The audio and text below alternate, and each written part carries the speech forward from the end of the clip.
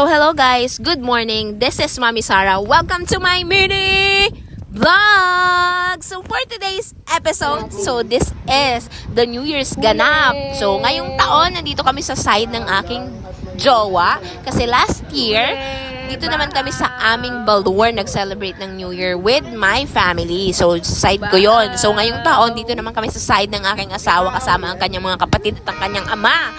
So, ganito ang eksena nung malapit ng mag-alas 12. So, yung anak ko talaga lumabas na siya kasi naintriga siya sa mga tunog ng mga motor.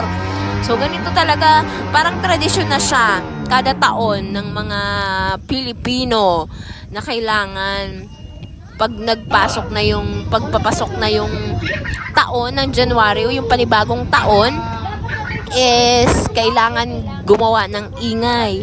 Gumawa ng actually hindi lang naman siguro mga Pilipino yung ganito eh. May mga iba-iba din sigurong country na ganun din yung ginagawa nila. So, dito din sa amin, nakasanayan namin, simula bata pa ako, na pag alas 12 na kailangan tumatalon ka na. Sabi ng mga matatanda, pag tumalon ka daw, tatangkad ka daw.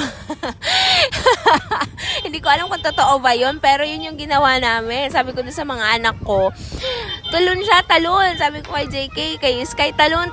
So, tumalon naman sila. Nakisabay sila sa amats ng kanyang mother. So, ito na yung napakagandang fireworks display. So, tingnan nyo guys.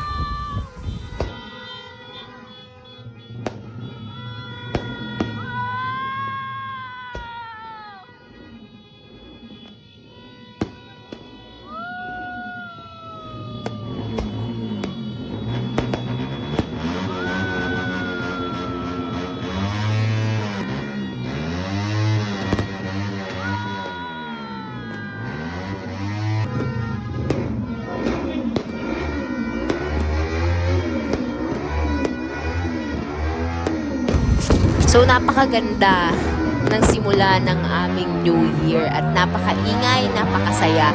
So, si Kuya nagbili siya ng parang Lucy's, pero ewan ko parang ewan naman yung binili ni Kuya.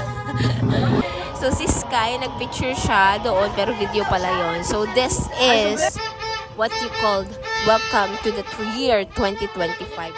So, let's open the wine and celebrate because welcome sa 2025. So, hope everyone will receive or will have a blessed full years and good health. Bawasan natin or iwasan natin ang mga kasakit.